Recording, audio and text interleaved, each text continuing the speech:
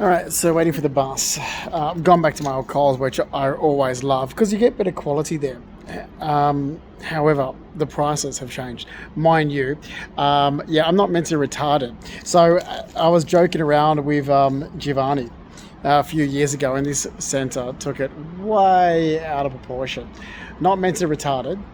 Oh, the crap! When I was training my dog, basically, and I lived down the road here for the longest period of time, and had grocery shopping done here for the longest period of time. Actual fact, I used to be in Edgecliff back in the year 2000. Hang on, who was the person I used to go and stay with in Edgecliff? His last name, I've got it somewhere. It's not important.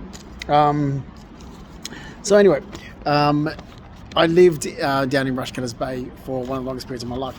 I just want to say, look at the prices here.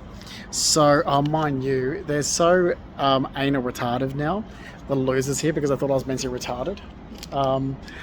Geo!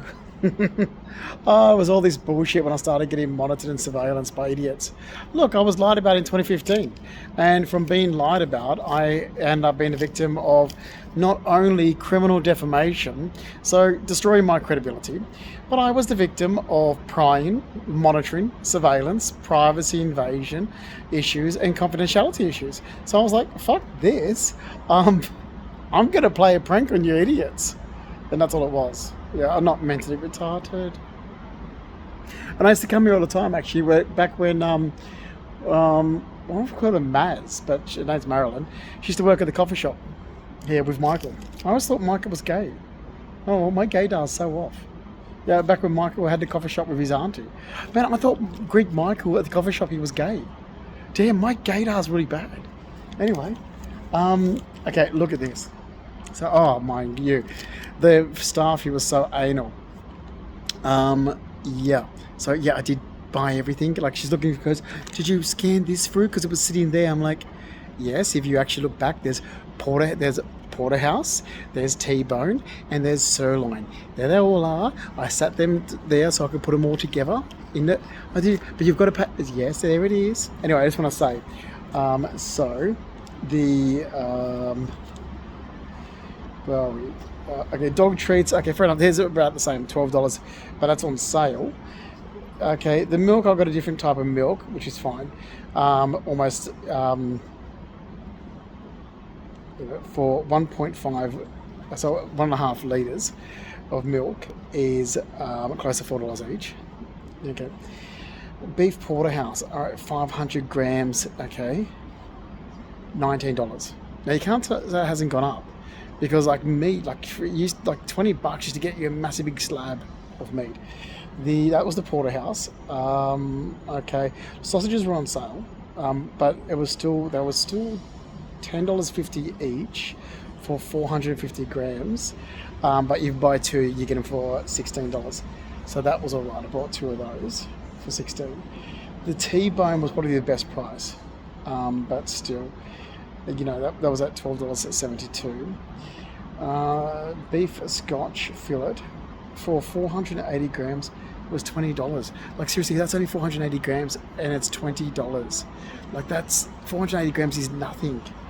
Okay, I bought the easy mashed potatoes, so I'm never going to whinge about that. It was a kilo for $4.50, and I was like, I can't be bothered peeling potatoes, and doing it. Like, these frozen ones are easy. They're there in the freezer whenever I want them.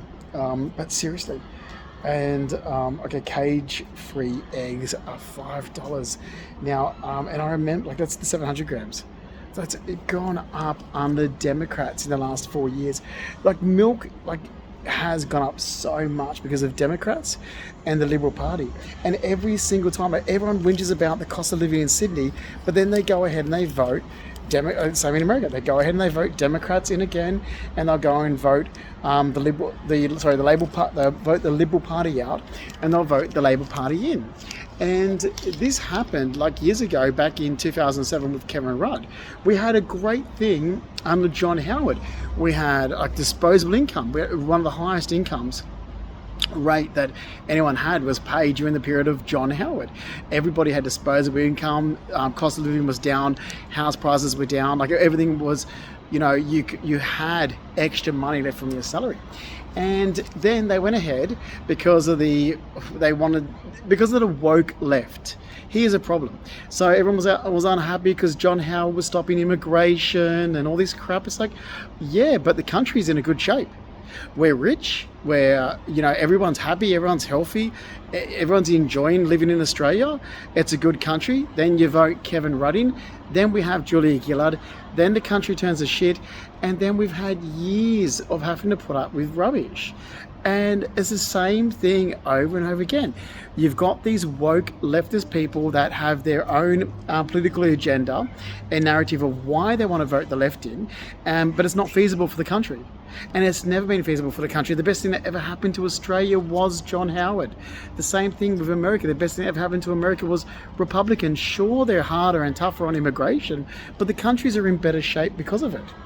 And they've always been in better shape because of it. And Australia is one of those countries that can sit back and say, we were a great country under John Howard's leadership for a long time, and it's gone to shit. You can honestly sit back and say the country has been in poor shape since 2009. It was, year after we had the, Labor Party getting in again, and here we are it's just continuously going downhill since. But hey, we've got open borders. Like, seriously, it's like, and we've got equality. Like, it should be equity, not equality. So yeah, look, it just doesn't work. Look, I'm happy to see this election in 2024. I do think that the Republicans have a great chance. I think that people are actually going to start looking at this and saying, well, we've had enough. Maybe everyone should just stay in their own country.